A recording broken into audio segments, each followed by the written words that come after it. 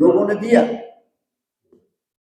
लेकिन उन्होंने उसका, जब गुरु गोविंद सिंह के बच्चे चीने जा रहे थे आपके इसी चांदनी चौक में, लोगों ने कहा कि क्यों नहीं अपने बच्चों को बचाते हो, कुछ कर दीजिए, क्यों ना बच जाए, लेकिन उन्होंने बचाया नहीं। उन्होंने ये नहीं कहा, क्योंकि ये उसकी तरफ से जो रजा है, तो दोनों लड़के उनके सामने छीन दिए गए, लेकिन उन्होंने तो कुछ नहीं बोला। हमारे साथ थोड़ा कुछ हो जाता है तो हम तकलीफ हो जाते हैं, परेशानी हो जाती है, देखो भगवान ने ऐसा हमारे साथ। महात्मा जी अर्थी बना रहे थे, केले सोचे ये अर्थी किस लिए बना रहे हैं, कोई मरा तो है नहीं, जब कोई मरा नहीं तो अर्थी की क्या जरूरत। तब तक थोड़ी देर में घर से खबर आई कि लड़का छत से गिर गया, तो लड़का जब गए तो देखे भी लड़का खत्म हो गया। खत्म हो गया तो चेलों को कहा कि अरे वो अर्थी रखी है, जाओ ले आओ। तो अर्थी लेके आए, तो चेलों ने पूछा कि अर्थी किसके लिए बनाया था, तो बोले किसी बेटे के लिए बनाया था। बोले आपको पता था, बोले हाँ पता था। बोले आपने बचाया क्यों नहीं, बोले ये काम मेरा नहीं, ये काल का काम है, और काल का जैसे जिसका विधान लिखा गया है, बना हुआ है, वो तो जब गुरु की शरण में रहता है, गुरु का आदेश का पालन करता है, तो 3 लोक नवखंड में और गुरु से बड़ा न कोई, और करता करे न कर सके, गुरु करे सो हो। ये गुरु तो जीवन मृत्यु को अलग अलग कर देते, मरे हुए आदमी को जिंदा कर देते, लेकिन गुरु महाराज ने कहा बच्चा अगर मैं जिंदा करने लगूंगा तो जिंदा कराने के लिए लाइन लग जाएगी। एक प्रेमी काफिले में चल रहा था, गुरु महाराज ने उसको मना किया था कि तुम बिजली का काम मत करना, लेकिन अचानक बिजली चली गई। वो भागा गया जनरेटर पे, पिलास लेकर के काम करने लगा, तब तक उसको करंट मार दिया, वो मर गया। गुरु महाराज के पास खबर गई, गुरु महाराज का मैंने मना किया था ये ऐसा बिजली काम मत करना। अच्छा ले आओ उसको, अपनी कुटिया के अंदर बुला लिया और बंद करा दिया, कुटिया का कनात घेरवा दिया। इसके बाद वो आदमी बता रहा था, कनात गुरु महाराज और काल की लड़ाई हो रही, और गुरु महाराज काल को डांट रहे थे, और काल जितना बड़ा हो गुरु महाराज उतना बड़ा, वो कहता जितने ऊंचे आसमान में दिखता है इतनी लंबी लंबी गुरु महाराज की दाढ़ी, इतने लंबे हो, खूब डांट, बहुत डांट। और वो बच्चा बच गया, वो बच्चा जिंदा हो गया। जिंदा हो गया, बचा तो लिया, क्या नहीं कर सकते, लेकिन वो काम करते। यही गुरु महाराज जब मेदांता भर्ती थे,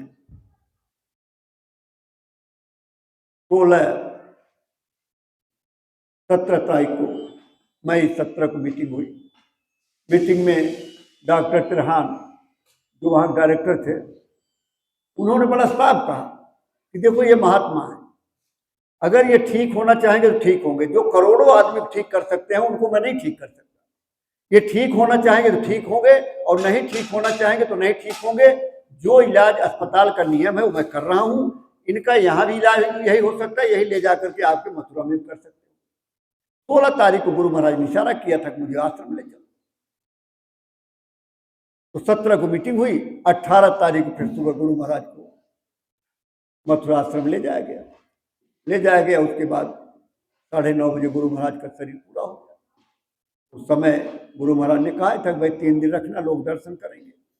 अब गुरु की बात को तो लोग भूल गए और अफवाहों में ज्यादा घूमने लगे, तमाम तरह की अफवाहें उड़ गई, तमाम तरह के लोग। वहीं जिस समय चौतरा बन रहा था चबूतरे पे, वहां मैं भी खड़ा था, तो मिट्टी डल रही थी, ईंट की घेराई हो गई थी, तमाम लोग जो है आए, तरह तरह की बातें हो रही, कहीं कुछ औरतें इकट्ठा होकर आ गई, कहीं कुछ लोग आ गए, और उनके जो है देखो यहाँ तिल था, यहाँ ये नहीं था, वहाँ वो नहीं था, ये वो है, तमाम तरह की बातें सब हो रही। एक लड़का ऐसे दिखा रहा था, मैंने उसको प्यार से ले आया, वहाँ अपने अध्यक्ष जी वही चबूतरे पर खड़े थे, मैं कहा ये कुछ बता रहा है। जब उसने क्या बता रहा है, बोले ये देखो स्वामी जी के यहाँ ये तिल इल्ला था, और ये इल्ला इसमें तब तक मारा जो है अध्यक्ष जी ने एक झापड़ खींच करके, तब तक वही भगदड़ जोर से भागे लोग तेरी बड़े जोर से डांटा, तो भगदड़ मच गई। तो तमाम तरह के लोग, अरे गुरु को पहचानना इतना आसान है, लोग सोचते दाढ़ी और बाल को गुरु है, शब्द रूप में गुरु हमेशा मौजूद। आप यहाँ दिल्ली में रहते हो और गुरु महाराज कहाँ कहाँ घूमते रहते थे। आज महाराज जी घूम रहे हैं, आप कोई परेशानी होती है तो जरूर याद करते होगे, और जरूर याद करते होगे तो क्या समाधान नहीं होता है, क्या सहारा नहीं मिलता है? मैं तो जहाँ तक सोचता हूँ सहारा मिलता है, क्योंकि मैं भी उसी लाइन में हूँ।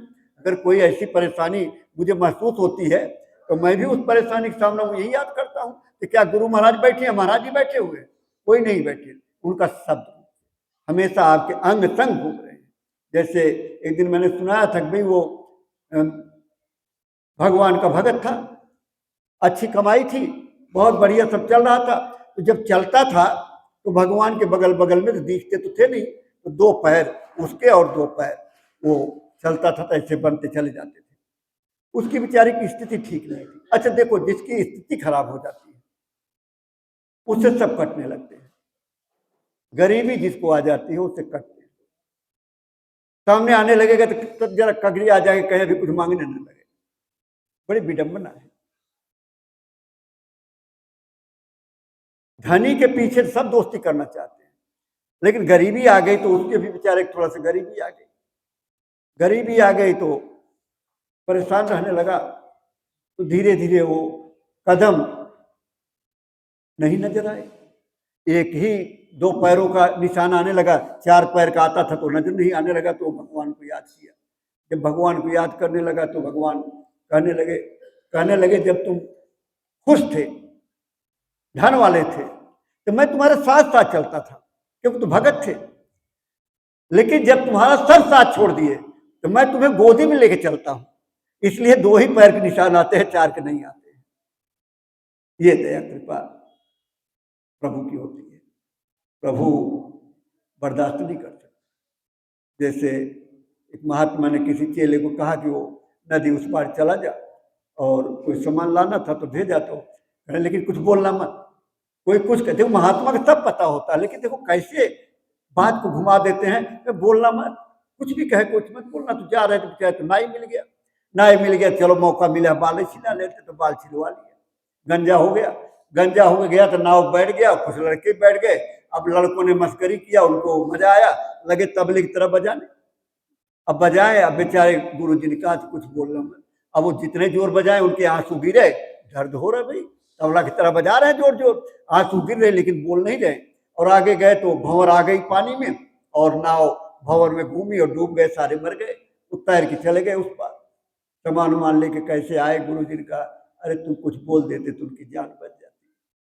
तो बोले गुरु जी आपने तो मना किया था।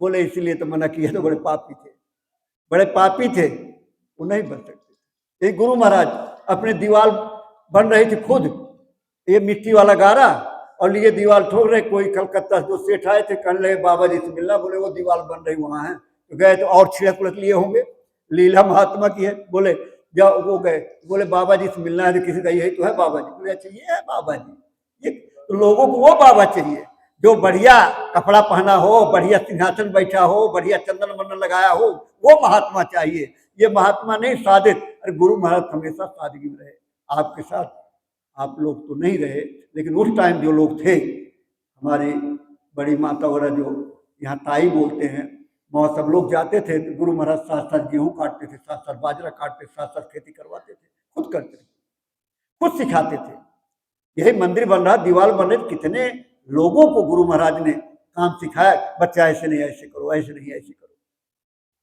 इतनी बड़ी दया गुरु महाराज करते थे, क्या नहीं सिखाया। जब आप जाते थे मथुरा से 2 बजे रात को गए, अरे गए हम जैसे बस उतरे और गुरु महाराज गाड़ी निकली, वहीं दर्शन हो गया। मतलब रात दिन कब सोते हैं महात्मा, कहीं सोते हैं? आप देखे आंख बंद किए हैं, एक प्रेमी लोग दर्शन कर रहे, सेवा डाल रहे, दर्शन कर रहे, सेवा डाल रहे, एक प्रेमी जो है पैसा लिए हाथ में, और देखे गुरु महाराज आंख बंद करके बैठे हैं तो आगे निकल गए। मतलब गुरु महाराज को दिखाना है कि मैं सेवा दे रहा हूं, और जैसे आगे बढ़, अरे बच्चे जलाओ जलाओ, तुमने सेवा क्यों नहीं डाला, सेवा क्यों नहीं डाला, तो सोच रहे, सो रहे हैं, सो रहे महात्मा सब, और नित्य हमेशा अपने ध्यान में रहते हैं, लेकिन वो सो नहीं रहे हैं, वो तो हमेशा जगते रहते। हमारी नजर में आता है कि गुरु महाराज जी।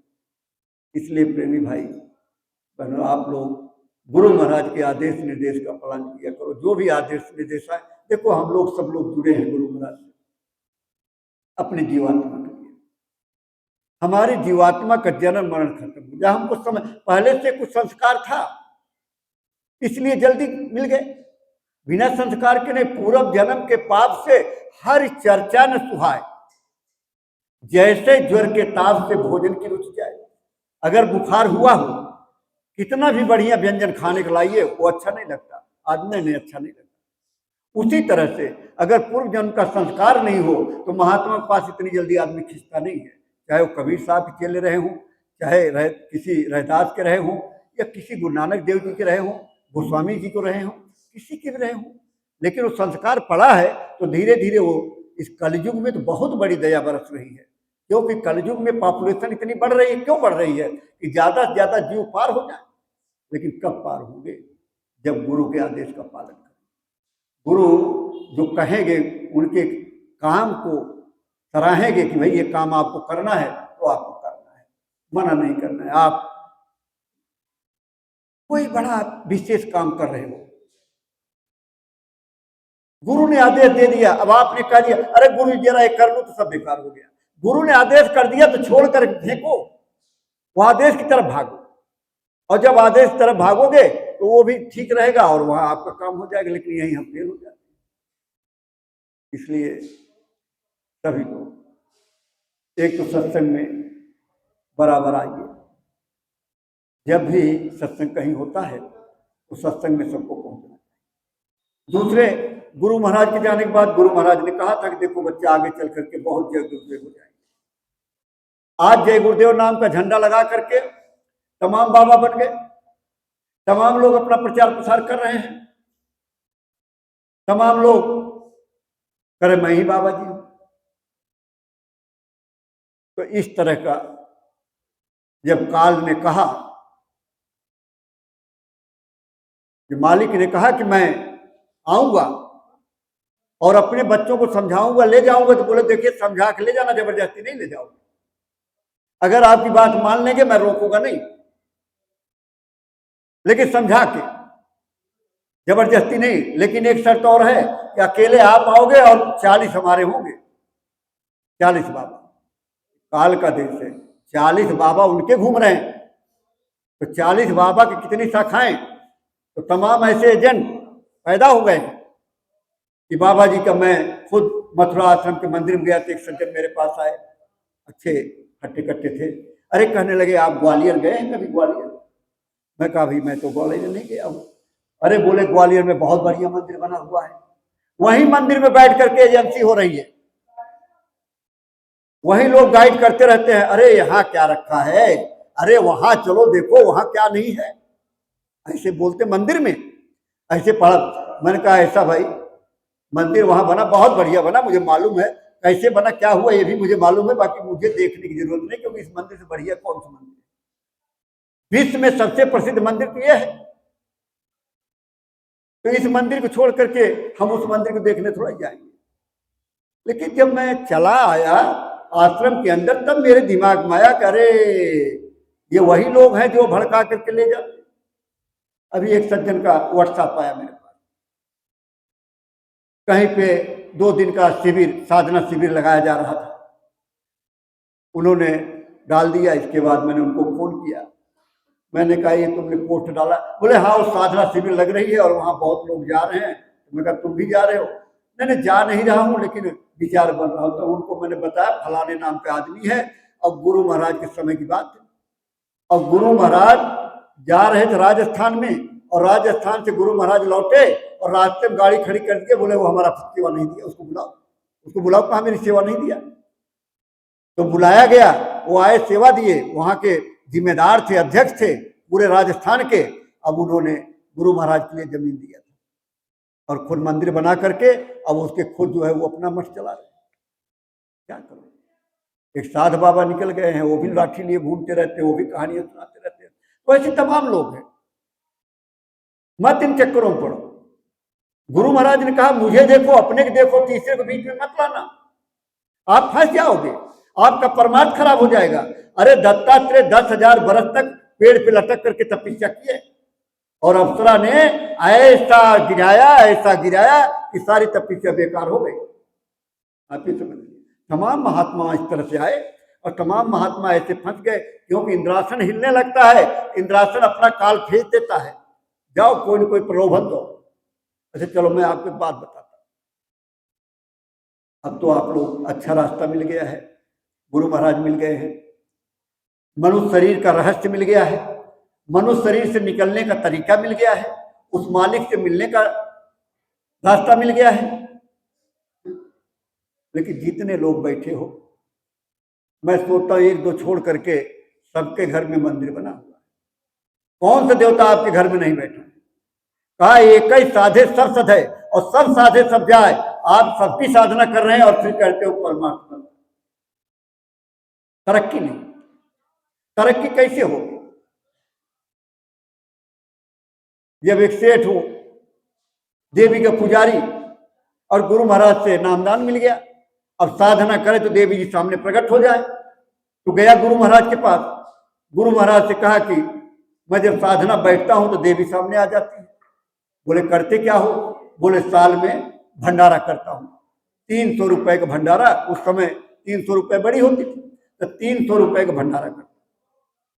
गुरु महाराज ने कहा अब की बार 600 रुपए का भंडारा जय गुरुदेव नाम से करना। तो जब 600 रुपए का उन्होंने भंडारा किया जय गुरुदेव नाम का, तो देवी किनारे हो गई। अब हम सबको पूछते रहते हैं और कहते साधना तरक्की नहीं होती, तो सबको पूछोगे तो कैसे हो? देखो यही जमुना पार की बात है। अपने इंदिरापुरम के पास एक काली पहाड़ी नाम, काला पत्थर ही काला पत्थर, वहां एक राय साहब रहते थे। राय साहब सत्संगियों से बड़ी नफरत करते थे, मतलब जय गुरुदेव नाम से बड़ी नफरत करते थे। लोग जाते थे देखो जय गुरुदेव मत बोलो, नाश्ता करो चाय पियो, लेकिन जय गुरुदेव बोलना मत। लेकिन उनकी पत्नी बहुत प्रेमी थी, पत्नी जय गुरुदेव बड़ी प्रेमी थी, मालिक के सत्संगियों से बड़ा प्रेम करती थी। उनके घर हर साल मई के महीने में कोई घटना होती थी, बड़ी घटना। डॉक्टर कड़ोकांत मिश्रा जी थे, अपने विजयपाल जी थे। स्वास्थ्य सेवा उस समय चल रहा था, गुरु महाराज ने स्वास्थ्य सेवा। अब गुरु महाराज किसी प्रेमी ने, रोड़ी बदरपुर का काम करते थे, गुरु महाराज की शरण में आ गए। 16 ट्रक खरीदे, 16 ट्रक, इतना बिजनेस चला उनका, 16 ट्रक खरीदे। यही स्वास्थ्य सेवा आई तो हमारे जब प्रेमी वहां स्वास्थ्य सेवा के लिए गए तो हमारे 2 एजेंट वहां बैठे हुए थे। अब 2 एजेंटों ने कहा उससे, अरे क्या गुरु महाराज के पास अपने इलाज कराने का पैसा नहीं है? गुरु महाराज किस बीमारी के? गुरु महाराज बीमार है। अरे गुरु महाराज तो आपकी बीमारी खत्म करना चाहते, इसलिए बहाना बना दिया कि स्वास्थ्य सेवा दो। और उस आदमी का मन इतना खराब कर दिया, तो उसका ऐसा परमार्थ खराब हुआ कि 16 ट्रक बिक गए, बिजनेस खत्म हो गया।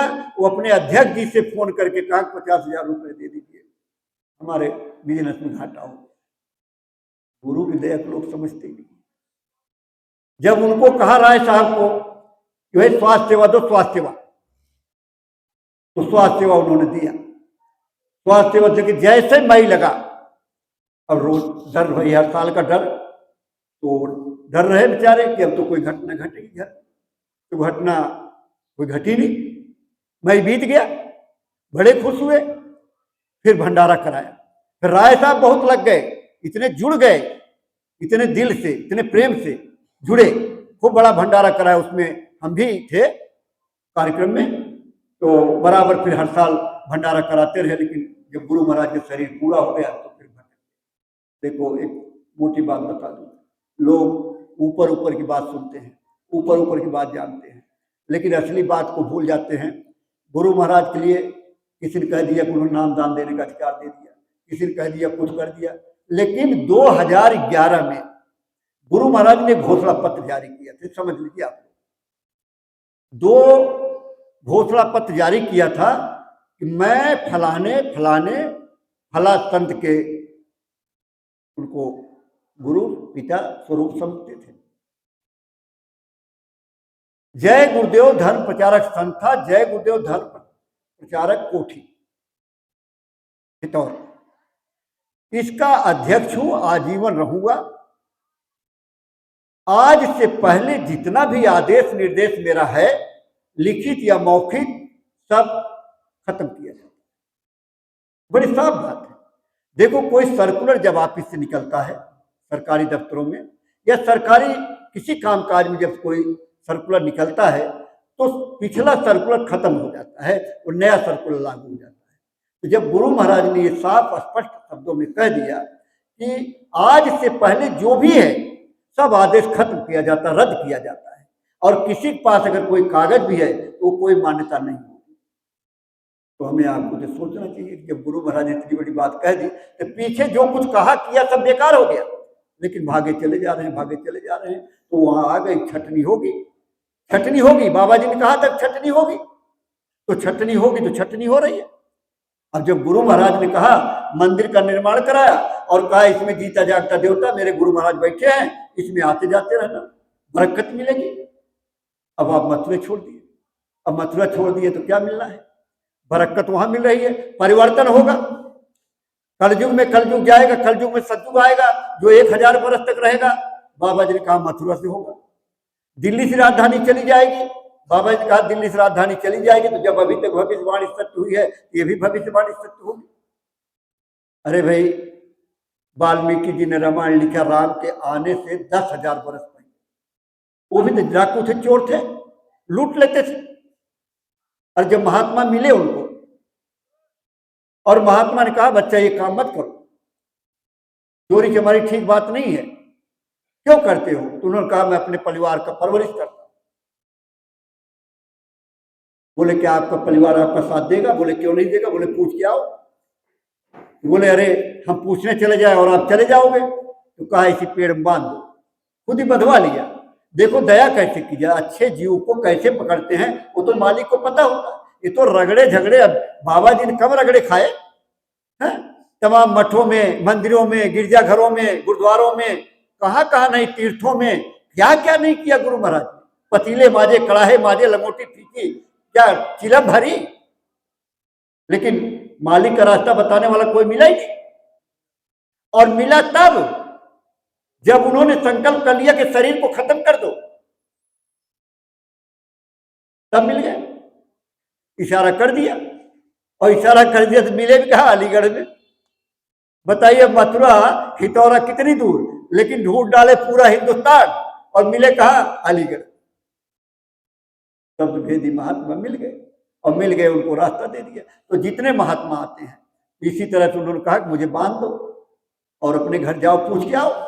गए, अपने पिताजी से पूछा कि भाई ये जो चोरी चमारी करता हूँ, मार काट करता हूँ मैं, तो कल को आप भागीदार हो गए? बोले बेटा मैं कैसे भागीदार हूँ, जैसा कर्म करेगा वैसा फल देगा भगवान। माँ के पास गए, माँ ने कहा बेटा इसमें हम कैसे, ये तो तुम्हारी ड्यूटी है, जैसे मर्जी खिलाओ, हम लोग परवरिश करो, लेकिन भागीदार। अब जो कर्म आप करोगे आप अपने कर्म के साथ ही उसका आपको अच्छा बुरा कर्म आपको भोगना पड़ेगा। पत्नी के पास गए, पत्नी ने भी यही बात कही, भागे, वही विवेक आ गया और भागे। महात्मा जी खोला, चरणों में गिर गए, वहीं बैठा करके नामदान दे दिया। नामदान दे करके जब साधना करने लगे तो कहा लोगों ने, उल्टा नाम जपत जग जाना, और वाल्मीकि है ब्रह्म समान।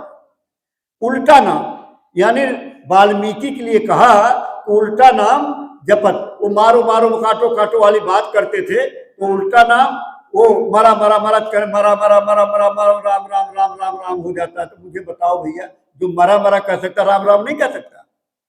बोलिए, कह सकता कि नहीं कह सकता? मरा मरा कहेगा तो राम राम ही कह सकता है।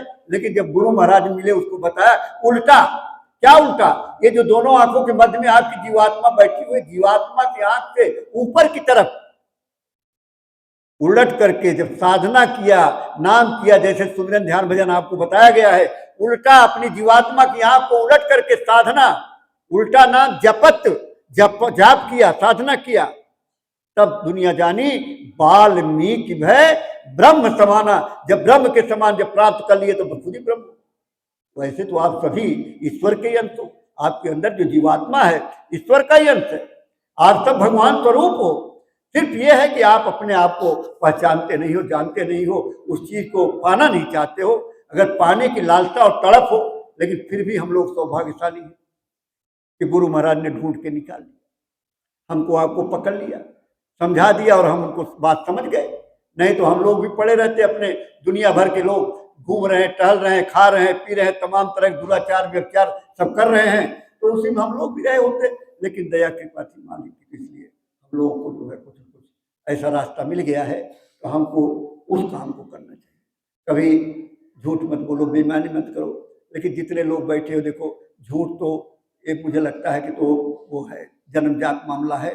झूठ के बगैर काम कैसे चलेगा? बिजनेस में चले जाओ तो झूठ है, झूठ है। मैं भी कहीं बैठता हूँ, अब मैं कहा भाई, एक दिन कोई आदमी आ गया कहने लगा भैया आर पानी पीना चाहिए कि नहीं पीना चाहिए? मैं कहा बिल्कुल नहीं पीना चाहिए। और वो लड़का कहने लगा ऐसे बैठे रहोगे पापा तेरी दुकान चल ली।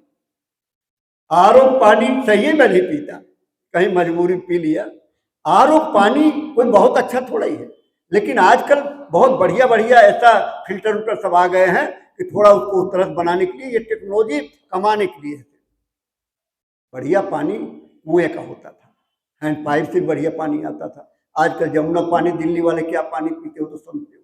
इतना बड़ा पॉल्यूशन है, पॉल्यूशन से आपकी तबीयत ठीक नहीं रहती, तमाम बीमारियां लगी रहती हैं।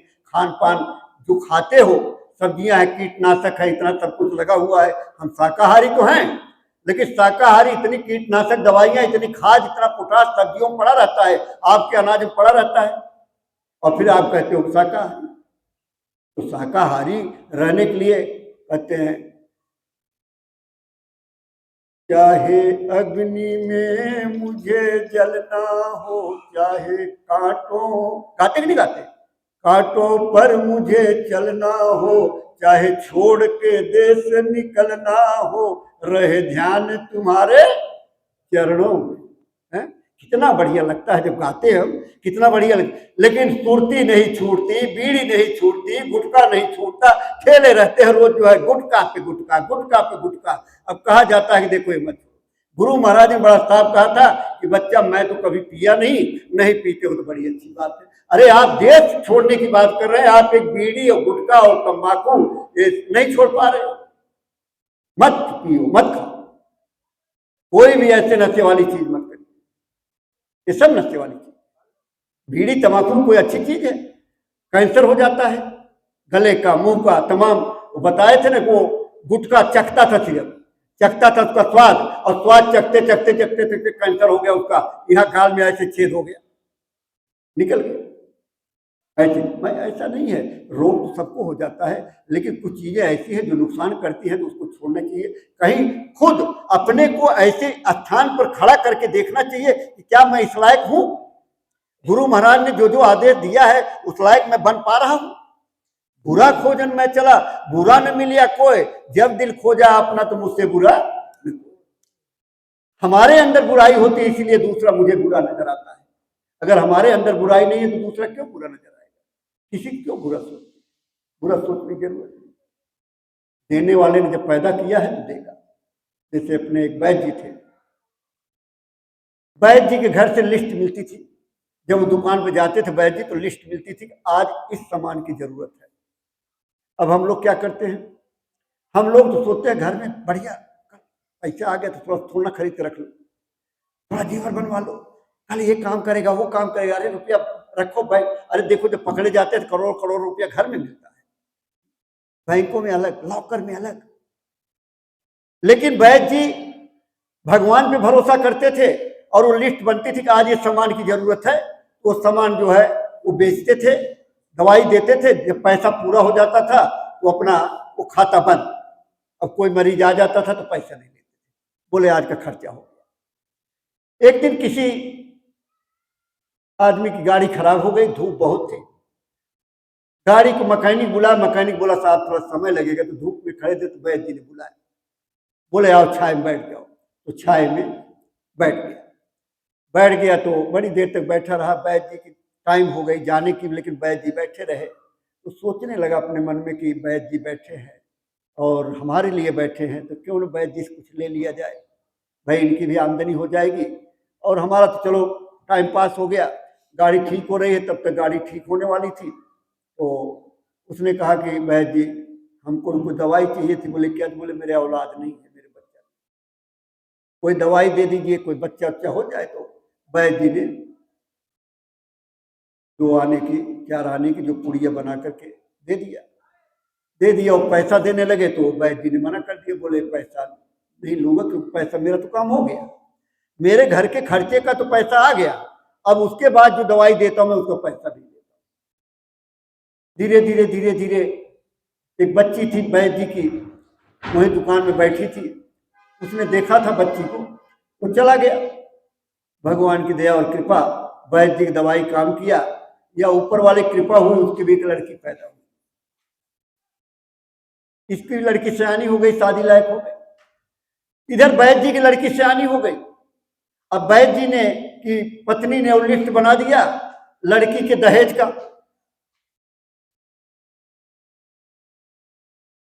भाई इतना तिलक दी जाएगी, इतना ये जेवर आएगा, इतने कपड़ा आएगा, इतने किया है, इतनी लंबी लिस्ट। और पकड़ा दिया वैद्य जी की। वैद्य जी देखे लिस्ट को, गए दुकान पे और प्रभु के चरणों में रख दिया। प्रभु जाने, प्रभु जाने, क्योंकि उनको तो कुछ था नहीं, प्रभु पे भरोसे रहते थे कि प्रभु जाने। अब ये लिस्ट उनके कदमों में रख दिया, कदमों में रख दिया। दवाई देने लगे। थोड़ी देर में एक आदमी आया बढ़िया कार में, फर्स्ट क्लास मर्सिडीज कार, और वहां खड़ी किया और उतर करके आया, प्रणाम किया वैद्य जी को। वैद्य जी से कहा, वैद्य जी आपने पहचाना नहीं मुझे? वैद्य जी ने कहा, नहीं बच्चा पहचाना तो नहीं मैं। बोले मैं वही हूं जो मेरी गाड़ी खराब हो गई थी आज से 20 साल पहले,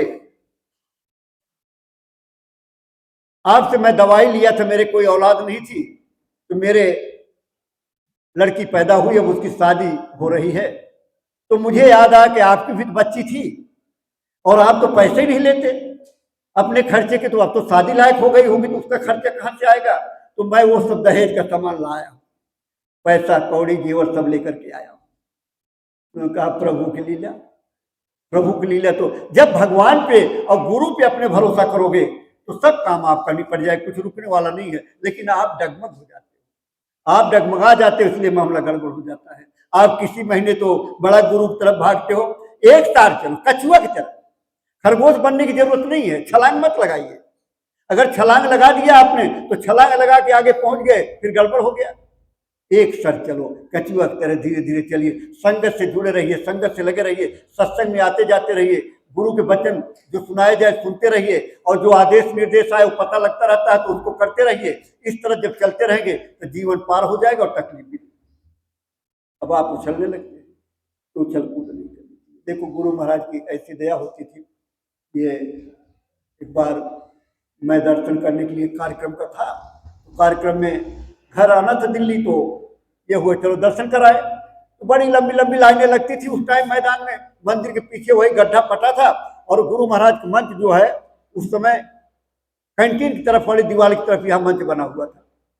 गुरु महाराज दर्शन दे रहे थे, हमारी श्रीमती जी कहने लगी कैसा है, अब गुरु महाराज वहां हैं, अब आप दर्शन करके पूछ लेना, हम चल रहे हैं। मेरी माता जी के साथ। तो मैंने कहा ऐसा है, अभी थोड़ा सा रुक जाओ। अभी रुके क्या, गुरु महाराज वहां से आए, पंडाल में चले गए। पंडाल के साथ ही हम लाइन में खड़े थे। अब पंडाल के अंदर चले गए, अब वो कहने लगे गुरु महाराज तो पंडाल में चले गए। अरे मैं कहा निकलेंगे तो इसी लाइन में आएंगे, पहली लाइन है इसी में आएंगे। अरे तब तक क्या, गुरु महाराज तो मंच पे चले गए। मंच चले गए, बोले अरे बच्चा मैं तो तुमसे मिलना चाहता हूँ, 10 मिनट में सबसे मिल लेता, लेकिन तुम लोग इतना उछल कूद करते हो, मिलने नहीं देते, तो बैठ जाओ आराम से, मैं मिल लूँ आप लोगों से। गुरु महाराज कभी नहीं कहते थे दर्शन दो, वो कहते मैं मिल लूँ। गुरु महाराज हमेशा कहते मैं मिल लूँ।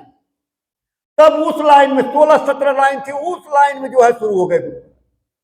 अब हमारी पत्नी कहने लगी वो देखो वहां से आ रहे, बताओ पता नहीं कितना देर लग जाएगा, हम चल रहे हैं, आप करके आना। मैं कहा अच्छा ऐसा करो, गुरु महाराज उस कोने पे चले जाए और कोने के बाद तुम चली जाना। अब गुरु महाराज की देखो दया कि गुरु महाराज उस कोने में गए और पता नहीं कैसे सबको धक्का धुक्का देते देते और इस लाइन में आ गए, लास्ट वाली लाइन। बल्कि मैं दूसरी लाइन में था, वो लास्ट वाली लाइन में आए, उनको पहले दर्शन मिल गया, इसके बाद घूम करके गुरु महाराज उसी लाइन में आए, तो फिर हमको भी दर्शन मिल गया। लेकिन बेईमानी वाला दर्शन करोगे तो फलीभूत नहीं होता, क्योंकि हमने बेईमानी की। बड़ा दिल में रहता है, जब जाओ तो जब तक गुरु महाराज के सर पे हाथ नहीं रखा जाता, चैन ही नहीं पड़ती थी। लाइन बड़ी लंबी लगी थी, इतना टाइम भी नहीं था कि अब लाइन में बैठूं, तो गए अंदर घुस गए, लाइन में घुस गए। गुरु महाराज आए, सबके सर पे हाथ रखते रहते आगे चले गए, मेरे सर पे हाथ रखा ही नहीं। फिर आगे गया, मैं फिर घुस गया अंदर, फिर गुरु महाराज आए, फिर सबके सर पे रख रहे हैं, मेरे सर पे रखे नहीं, फिर आगे चले गए। फिर मैं उठ गया, फिर आगे चला गया, तो गुरु महाराज जब वहां पहुंचे तो वो हाथ मारा इस पे और देखे मेरी तरफ से, रूह कांप पे इस तरह से, मतलब जबरदस्ती। अरे जब लाइन से और प्रेम से लोगे तो सब कुछ मिल जाएगा, और जबरदस्ती। गुरु महाराज कहते बच्चा कोई कुछ मांगना चाहता है और तुम बीच में कूद पड़ते हो, तुम्हें जरूरत नहीं है और उसको मिलता नहीं, वो आशीर्वाद तुम्हारे ऊपर चला जाता है। इसलिए महात्मा के दर्शन करने के भी तरीके, दूर से प्रणाम करना चाहिए, उनकी नजरों के सामने बैठ करके सत्संग सुनना चाहिए, क्योंकि नजरों के सामने से नूर निकलता है। हमेशा सत्संग में नहीं तो जाएंगे लोग समाधि के पीछे बैठ जाएंगे, अगल बगल बैठ जाएंगे, सत्संग चल रहा, सत्संग में कोशिश करना चाहिए कि सामने, नहीं तो सत्संग का वो आनंद जो नजरों का है वो नूर नहीं मिल पाता। अब तो देखो इतनी भीड़ बढ़ गई। अब जहाँ अपना भंडारा चल रहा है, सत्संग मैदान के पीछे भंडारा चल रहा है, अब वो भंडारे की इशारा हो गया है, वहां से भंडारा चला जाएगा। गुरु पूर्णिमा के बाद वहां काम शुरू हो जाएगा, तो आपको और कोई जगह मिलेगी, कहीं तो देंगे देंगे। ऐसे ही ये थे जगन्नाथ जी थे, श्रीवास्तव जी थे, हम लोग बैठे थे, बात हो रही थी महाराज जी से, तो महाराज जी ने कहा, मैंने कहा ऐसी जगह दे दीजिए जहाँ कुछ दिन जो है परमानेंट। बोले देखो परमानेंट यहाँ कुछ नहीं है, यहाँ परमानेंट कुछ नहीं। लेकिन इस बार जब गए थे दादा गुरु भंडारे में बातचीत हो रही थी, तो अपने आप ही कह रहे थे कि अच्छा आप लोग वहाँ रह लेना, तो चलो कुछ दिन जो है आप लोग को वहाँ हो जाएगा। तो इस तरह का इशारा कर दिया, तो वहाँ थोड़े दिन हो जाएगा। तो ये मैदान जो है, टंकी वाला रोड जो वहाँ आपका भंडारा चला, उसके पीछे जो दीवार है, उस दीवार तक ये भंडार, ये सत्संग मैदान हो जाएगा, इतना लंबा चौड़ा हो जाएगा। फिर स्क्रीन लगेगी तमाम आपको देखने के लिए, क्योंकि मंच से दिखते नहीं है, दर्शन तो होता ही नहीं, तो उसमें भी देखते रहेंगे इस तरह। तो गुरु महाराज कहा करते थे कि बच्चा दूर से देखोगे तो चिड़िया जैसे नजर नहीं आएंगे, वो नजर नहीं आएगी, इतनी दूर दूर इतनी भीड़ हुआ करेगी।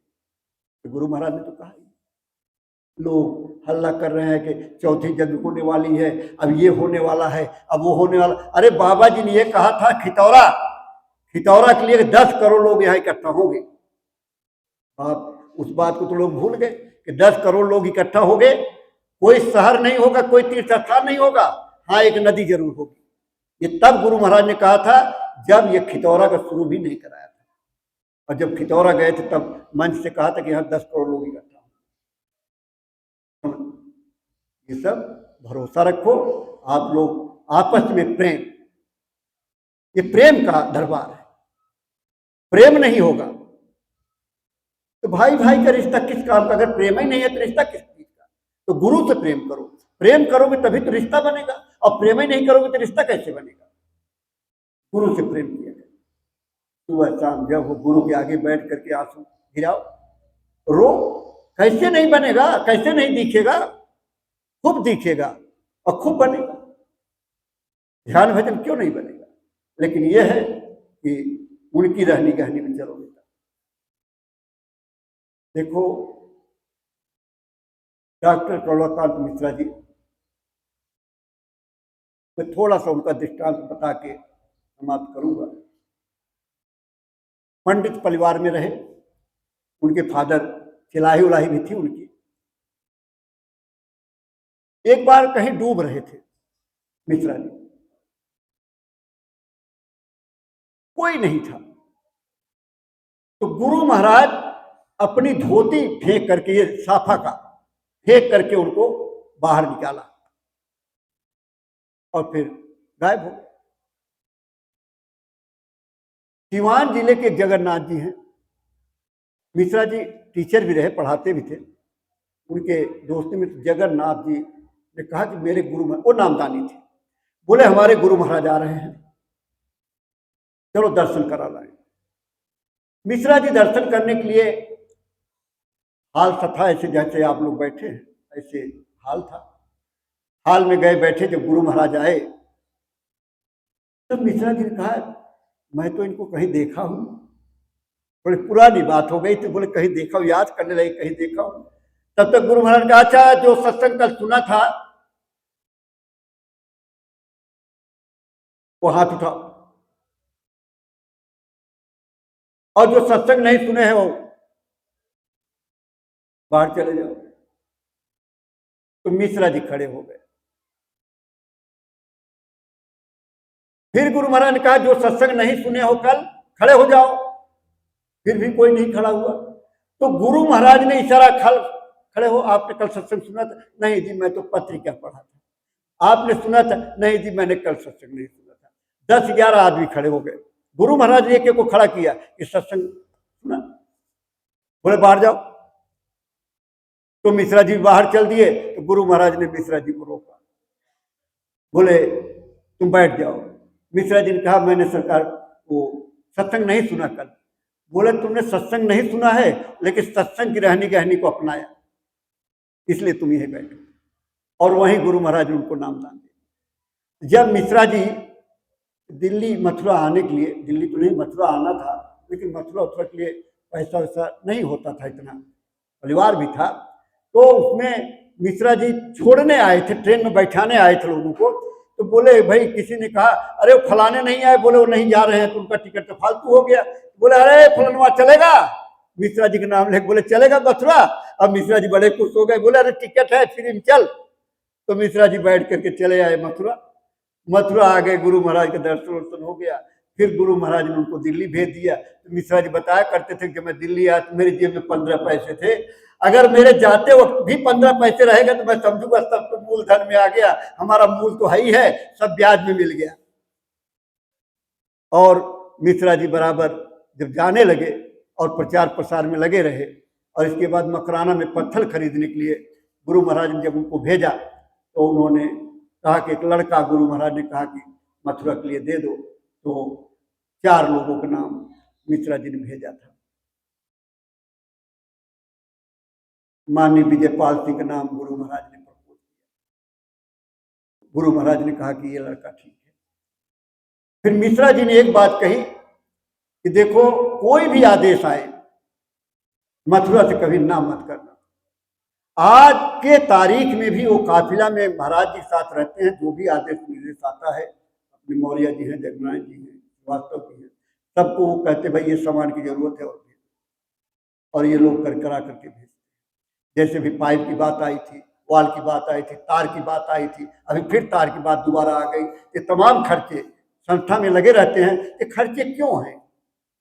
ये सब गोरख धंधा क्यों है कि हमारा परमार्थ कैसे बनेगा? हमारा लेन देन जो जन्म जन्मांतर से लगा हुआ है कैसे निपटेगा? आपने किसका लिया, किसका दिया, किसका खाया, किसका रखा, इसको कैसे निपटाएंगे? ये महात्मा को गोरख धंधा है। इस तरह से कार्यक्रम करके, भंडारा चलवा के, झाड़ू लगवा के, रोटी खिला के, इस तरह से हमारे कर्म कर्जे का निपटारा करवा देते। धक्का मुक्की लगवा दिया, ये भी कर्म कर्जा साफ होता है।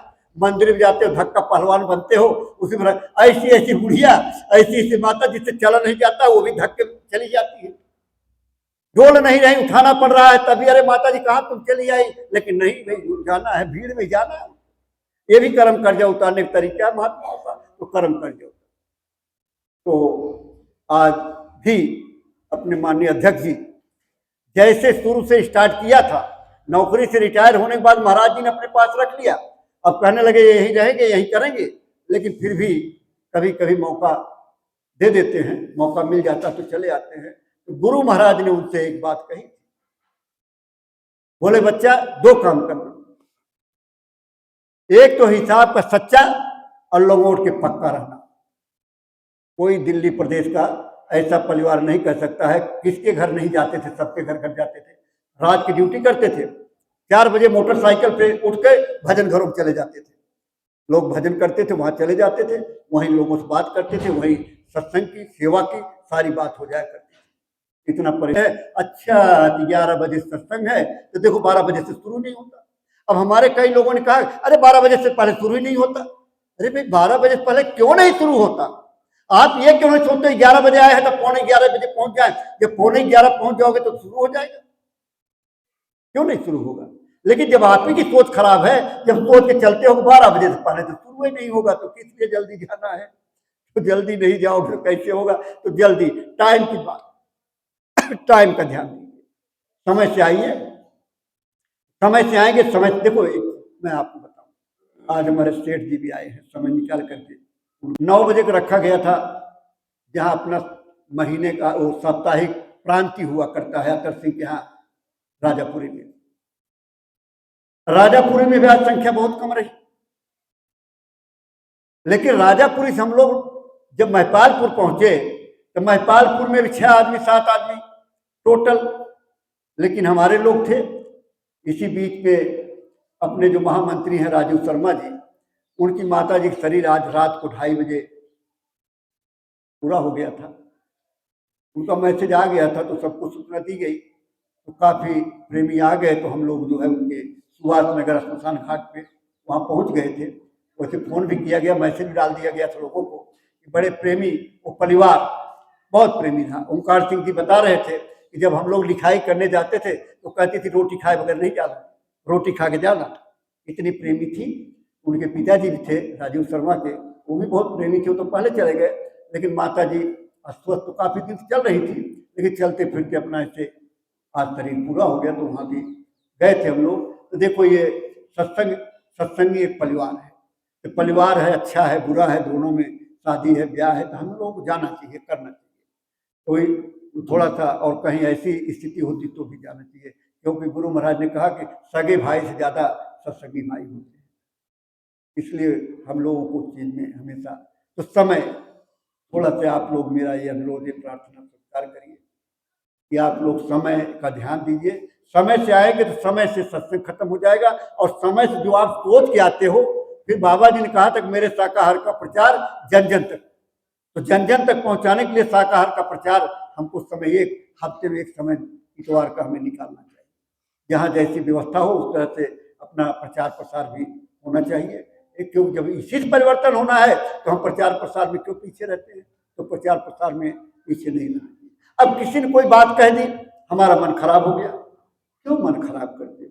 ये तो संसार है, हर तरह के व्यक्ति, हर आदमी के अपने अपने विचार होते हैं, हर आदमी के अपने अपने भाव होते हैं। हो सकता है वो अपनी तरफ से अच्छा कहा हो, लेकिन आपको बुरा लग गया हो, तो कोई बात नहीं, बाद में उसमें विचार करोगे तो समझ आ जाएगा कि अच्छा चलो ठीक कहा। तो ऐसे नहीं, सबसे पहले अब सत्संगी लड़ाई करे काहे सत्संगी, गाली गलौज करे तो काहे सत्संगी है? जब आप गाली भी एक नॉनवेज है, ये भी मांसाहार है, आप गाली देते हैं, अपनी जबान खराब करते हैं। गाली वाली मत दिया करिए, कसम मत खाया करिए, कसम मत खाओ, गाली मत दो, ये सब अपने अपने बदलो। आपको लोग कहें ये बाबा जी के चेले, बाबा जय गुरुदेव के शिष्य हैं, इस तरह के अपने आप को प्रदर्शन करना। ऐसी मत हो, ऐसी वाणी बोलिए कि मन का आपा खोए औरन को शीतल करे, आपको शीतल हो।